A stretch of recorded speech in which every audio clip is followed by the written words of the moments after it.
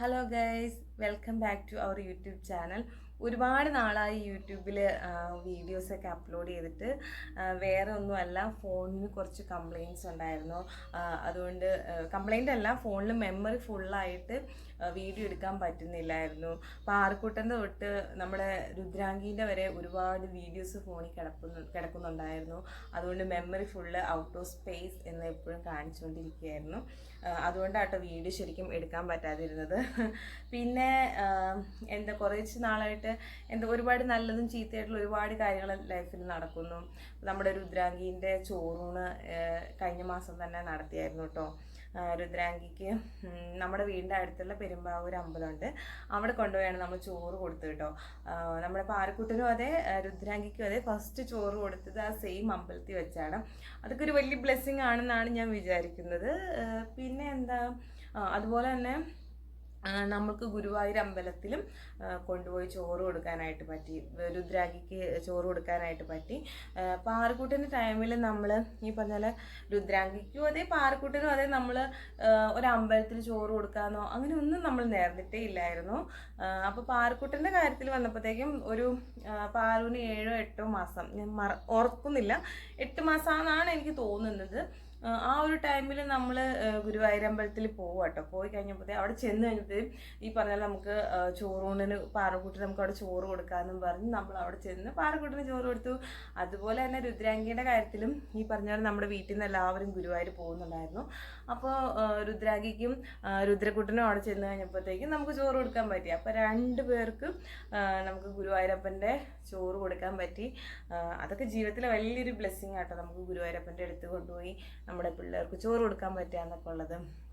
അങ്ങനെ ചോറൂണൊക്കെ കഴിഞ്ഞു. പിന്നെ നമ്മൾ എനിക്ക് 2 വീലറിൻ്റെ ലൈസൻസ് ഉണ്ടായിരുന്നുള്ളൂ, അപ്പോൾ 4 വീലറിൻ്റെ ലൈസൻസ് ഇല്ലായിരുന്നു. അപ്പോൾ ഈ പറഞ്ഞ പോലെ ലൈസൻസ് 4 വീലറിൻ്റെ ലൈസൻസ് എടുക്കാൻ വേണ്ടി ഡ്രൈവിംഗ് ക്ലാസ്സിന് ഞാൻ പോകുന്നുണ്ടായിരുന്നു. അതൊക്കെ ഭയങ്കരമായ സംഭവങ്ങൾ. പക്ഷേ കുറച്ചൊക്കെ പഠിച്ചു സെറ്റപ്പായി വരുന്നു. ഉച്ച കഴിഞ്ഞായിരുന്നു, ഉച്ചയ്ക്ക് ഏകദേശം 12 മണി 1 മണി ആകുമ്പോഴാണ് ക്ലാസ്. അപ്പോൾ നമുക്ക് പാറക്കുട്ടൻ്റെ ഓൺലൈൻ ക്ലാസ് രാവിലെ നടക്കുന്നു. അതിനുശേഷം നമ്മുടെ ഈ ഡ്രൈവിങ്ങിൻ്റെ ക്ലാസ്. അങ്ങനെ കുറച്ച് ബിസി ആയിരുന്നു. 2-3 ആഴ്ചയൊക്കെയായിട്ട് ഭയങ്കര ബിസിയല്ല. അതുകൊണ്ട് വന്നു കഴിയുമ്പോഴത്തേക്കും 1 മണിക്കാണ് ക്ലാസ് തുടങ്ങുന്നത്. 1 മണിക്ക് ക്ലാസ് കഴിഞ്ഞപ്പോൾ അറിയാലോ, ഓൾറെഡി ക്ലൈമറ്റ് നമുക്ക് ഭയങ്കര ചൂടാണ്. അപ്പോൾ ഈ ചൂടൊക്കെ കൊണ്ട് തിരിച്ചു വരുമ്പോഴത്തേക്കും അത്യാവശ്യം ഞാൻ ടയർഡാണ്. 1 മണിക്കൂർ പെരുമ്പാവൂർ അതിലേക്കൂടെ വണ്ടി ഓടിച്ച് വരുമ്പോൾ തന്നെ നമ്മൾ ടയർഡാണ്. അപ്പോൾ പിന്നെ വീഡിയോ ഒക്കെ എടുക്കാൻ ഭയങ്കര മടിയായിരുന്നു. അങ്ങനെ ഡ്രൈവിംഗ് ക്ലാസ്സിന് പോയിക്കൊണ്ടിരിക്കുകയായിരുന്നു. ഓട്ടോമാറ്റിക് ആയിരുന്നെങ്കിൽ സുഖമായിരുന്നു. ഇതിപ്പോൾ ഈ ക്ലച്ചും ബ്രേക്കും ആക്സിലേറ്ററൊക്കെ ആയതുകൊണ്ട് പഠിച്ചു വരുന്നു, മനസ്സിലാക്കി തുടങ്ങി. കുഴപ്പമില്ല, അത്യാവശ്യം ഓടിക്കാൻ പറ്റുന്നുണ്ട്. ഇപ്പം തന്നെ ക്ലച്ചുമായിട്ടാണ് ഞാൻ അങ്ങോട്ട് പൊരുത്തപ്പെടാത്തത്. ക്ലച്ച് ഇടുന്ന സമയമാകുമ്പോഴത്തേക്കും ഗിയറുമായിട്ടാണ് പൊരുത്തപ്പെടാത്തത്. ക്ലച്ചിൽ ആഞ്ഞി ചവിട്ടി ഗിയറൊക്കെ ഇടാൻ പറയുമ്പോഴത്തേക്കും ഒരു ചെറിയ കൺഫ്യൂഷൻ, എസ്പെഷ്യലി ജംഗ്ഷനിലൊക്കെ ചെന്ന് കഴിയുമ്പോഴത്തേക്കും. അല്ലാതെ മെയിൻ റോഡിലൂടെയൊക്കെ അത്യാവശ്യം ഓടിക്കാനായിട്ട് കുഴപ്പമില്ല. അങ്ങനെ ഡ്രൈവിങ്ങിൻ്റെ ക്ലാസ്സിനൊക്കെ പോയിക്കൊണ്ടിരിക്കുന്നു. ഇനിയിപ്പോൾ നമ്മൾ കമ്മിങ് വീക്ക് നമ്മൾ തിരിച്ച് പഞ്ചാബിലേക്ക് പോവുകയാണ്. അപ്പോൾ ഞാൻ വിചാരിച്ചു പോകുന്നതിനും വരുന്നതിൻ്റെയൊക്കെ ഒരു ചെറിയ ചെറിയ വീഡിയോസൊക്കെ എടുത്തിടാമെന്ന്. കാരണം അതൊക്കെ ഒരു നല്ലൊരു മെമ്മറീസ് ആയിരിക്കുമല്ലോ, നമ്മൾ പോയതിൻ്റെയൊക്കെ വീഡിയോസൊക്കെ എടുത്തിടുന്നത്. അപ്പോൾ ഞാൻ അതുകൊണ്ടാണ് വീണ്ടും വീഡിയോ ഒക്കെ എടുക്കാമെന്ന് വിചാരിച്ചത്.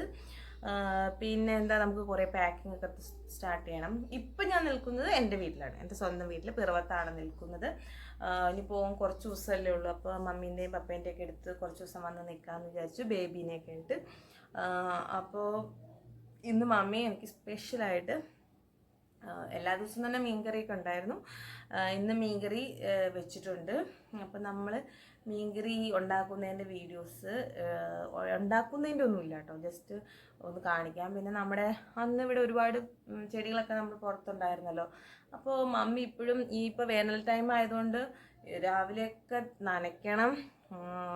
മമ്മിയുടെ ചെടികളൊക്കെ അതുപോലെ തന്നെ മമ്മി മെയിൻറ്റെയിൻ ചെയ്യുന്നുണ്ട്, എല്ലാം ഫ്രഷ് ആയിട്ടിരിക്കുന്നു. അപ്പോൾ പുറത്തേക്ക് ജസ്റ്റ് കുട്ടി എല്ലാ പോർഷനൊന്നും വീഡിയോ കണ്ടിട്ട് നമുക്ക് തിരിച്ചു വരാം. അതിനുശേഷം നെക്സ്റ്റ് വീക്കൊക്കെ ഞാൻ പറ്റുവാണെങ്കിൽ ഞങ്ങൾ പോകുന്നതിൻ്റെയൊക്കെ വീഡിയോ ഇടാനായിട്ട് നോക്കാം. അപ്പോൾ എല്ലാവർക്കും again back to our YouTube channel. ഈ പറഞ്ഞ പോലെ നമുക്ക് ഒരുപാട് സബ്സ്ക്രൈബേഴ്സും കാര്യങ്ങളും ഒന്നുമില്ലേ പോലും എന്നെ കണ്ടപ്പോൾ 1-2 പേര് ചോദിച്ചു എന്താ ഇപ്പോൾ വീഡിയോസ് ഇടാത്തതെന്ന് ചോദിച്ചു. അപ്പോൾ തന്നെ എനിക്ക് ഒരു സന്തോഷം, 2-3 പേരൊക്കെ ചോദിച്ചല്ലോ എന്ന് പറഞ്ഞപ്പോൾ ഒരു സന്തോഷം, അത്രേ ഉള്ളൂ. പിന്നെ വേറെ എന്താ, എല്ലാവരും സുഖമായിട്ടിരിക്കുന്നു. അപ്പോൾ നമുക്ക് നമ്മുടെ ഇന്നത്തെ സ്പെഷ്യൽ മീൻകറി എന്തായി എന്നൊന്ന് നോക്കിയിട്ട് വരാം. പിന്നെ പാറക്കുട്ടനെ കണ്ടിട്ട് കുറേ നാളായില്ലേ, അപ്പോൾ നമുക്ക് പാറക്കുട്ടൻ്റെ കാര്യങ്ങളൊക്കെ കൂടി നോക്കിയിട്ട് വരാം. ഓക്കെ ഗൈസ്, നമ്മുടെ മീൻ വറുത്തത് മമ്മി റെഡിയാക്കിക്കൊണ്ടിരിക്കുകയാണ്. അതിപ്പോൾ മറിച്ചിട്ടു. ഇനി അതൊന്നും കൂടെ അടുപ്പത്ത് വെച്ച് കുക്ക് ചെയ്യണം, എന്നാലാണ് സംഭവം റെഡി ആവുള്ളൂ. നമ്മുടെ അടിപൊളി മീൻകറി റെഡി ആയിട്ടുണ്ട്. ഇതാണ് മീൻകറിയിൽ കടുകൊക്കെ പൊട്ടിച്ചിട്ടേക്കാണ്. ഇനി അതൊന്ന് മിക്സ് ചെയ്യണം. അപ്പോൾ അടിപൊളി മീൻകറി റെഡി ആയിട്ടുണ്ട്. മീൻ ഏതാണെന്ന് എനിക്കറിയില്ല, ഇങ്ങനെ തൊലി പൊളിക്കുന്ന ഒരു മീനാണ്. മീൻകറി റെഡി ആയിട്ടുണ്ട്. ക്യാരറ്റും ബീൻസും തോരൻ. മീനിൻ്റെ രണ്ടാമത് തിരിച്ചിട്ടിട്ട് വറക്കാനായിട്ടിട്ടേക്കാണ്. അത് ഉപ്പൊക്കെ ഇട്ട് ശരിയാക്കാണ്. നമ്മുടെ പാറക്കുട്ടൻ കുളിയൊക്കെ കഴിഞ്ഞ് സുന്ദരിയായിട്ട് വന്നിട്ടുണ്ട്. പാറക്കുട്ടൻ്റെ കയ്യിലൊരു സർപ്രൈസ് ഉണ്ട്, ഒന്ന് കാണിക്കുക. ഇത്തിരി ഇങ്ങോട്ട് നീക്കി, ഇച്ചിരി പുറകോട്ട് ഇറങ്ങി എന്നാലേ കാണാൻ പറ്റുള്ളൂ. ഇതെന്താ പാറക്കുട്ട? ഇതെന്തിങ്ങനെ പീച്ചി കളഞ്ഞോ? അതെടുക്ക്, നന്നായിട്ട് എടുക്ക്. എന്നിട്ട് പറപ്പിച്ച് നോക്കിയേ. പോണു. ഇഷ്ടായോ? എനിക്കിത് ഒരുപാട് ഇഷ്ടമാണ്. ഒരു നാട്ടിൽ നിന്ന് ഇവിടെ ഒരു കായ നിറച്ച് ഒരു ചെടിയില് പഞ്ഞിമരത്തിന്റെ കായ് ഇങ്ങനെ വലുതാവും. ആ കായ എന്നിട്ട് പൊട്ടി എന്ത് വരുന്ന അപ്പൂപ്പന്താടി ഇങ്ങനെ പറന്ന് നടക്കും റോട്ടിൽ കൂടെ. പഞ്ഞിമരം അത് ഇവിടെ എവിടെയെങ്കിലും ഉണ്ടോന്ന് നമ്മക്ക് അറിയില്ല. നമുക്ക് ഉണ്ടെങ്കിൽ ഒരു ദിവസം പോയി പറിക്കാം കേട്ടോ. നാട്ടില് നല്ല വേനലൊക്കെ ആണെ പോലും മമ്മി ഇത് ഡെയിലി നനച്ച് ഇത് കുറേ ചെടികൾ ഇങ്ങനെ തന്നെ നിർത്തുന്നുണ്ട്. നമ്മൾ നേരത്തെ വീഡിയോയിൽ ഇട്ടിട്ടുണ്ടല്ലോ ഈ പൂവും ചെടിയൊക്കെ, അതൊക്കെ അതുപോലെ തന്നെ ഉണ്ട്. നമ്മുടെ ചെമ്പരത്തിയിലും നമ്മുടെ റോസ്, ഇതെന്ത് ഈ പൂവിൻ്റെ പേര് എന്താ, കടലാസ് റോസയോ അങ്ങനെയൊക്കെയാണ് ഇവിടെ പറയുന്നത്. എല്ലാത്തിലും പൂവൊക്കെ വിരിഞ്ഞ് നിൽപ്പുണ്ട്.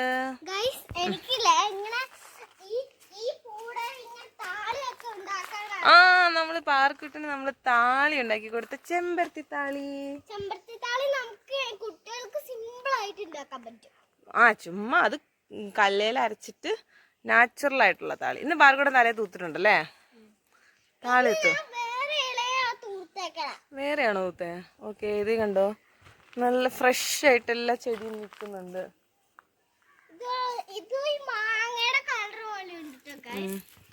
ഈ ഡെക്കോർ എങ്ങനെയുണ്ട്? ഇതുണ്ടോ, നമ്മുടെ വീട്ടിൽ പണ്ട് നമ്മുടെ 2 ഫിഷ് ഉണ്ടായിരുന്നു, പക്ഷെ അതുങ്ങൾ ചത്തുപോയി. അപ്പോൾ ഞാൻ ഇന്ന് വീട്ടിൽ വന്നു കഴിഞ്ഞപ്പോഴത്തേക്കും നമ്മുടെ വീട്ടിൽ ഈ ഒരു ചെടി നിൽക്കണം. അപ്പോൾ ഞാൻ ഓർത്തു അതെടുത്തുനിന്ന് ഡെക്കോർ ചെയ്താൽ എന്താണെന്ന്. ഞാനതിനെ നമ്മൾ ശരിക്കും പറഞ്ഞാൽ നീളമുള്ള കുപ്പിയിലിട്ട ആണ് ഇച്ചിരി ഭംഗി. ഇല്ലാത്തതുകൊണ്ട് ഇതേ ഇങ്ങനെ വെച്ച് മേശപ്പുറത്ത് വെച്ചു. നല്ലൊരു ഭംഗി, കയറി വരുമ്പോൾ തന്നെ കാണുമ്പോൾ നല്ലൊരു ഭംഗി. ഈ ചെടിയുടെ പേരെനിക്കറിയില്ല. ഞാൻ 2 എടുത്ത് വെച്ചോളൂ. 3-4 നിപ്പുണ്ട് അതിൻ്റെ അകത്ത്. 2 എടുത്ത് വെച്ചു. നല്ല ഭംഗി. നേരെ വയ്ക്കട്ടെ.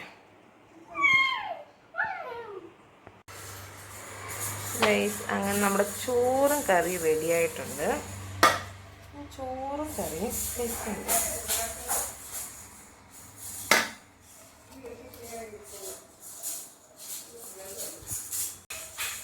നമ്മുടെ മീൻകറി റെഡിയായി. മീൻകറി ഞാനൊന്ന് ഇളക്കി ഒന്ന് എടുക്കുകയാണ്.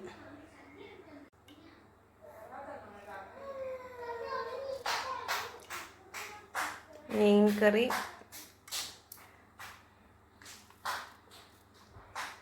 എനിക്കും പാറുവിനും കൂടിയുള്ള ചോറാണ്. ഇനി മീൻ ഫ്രൈ.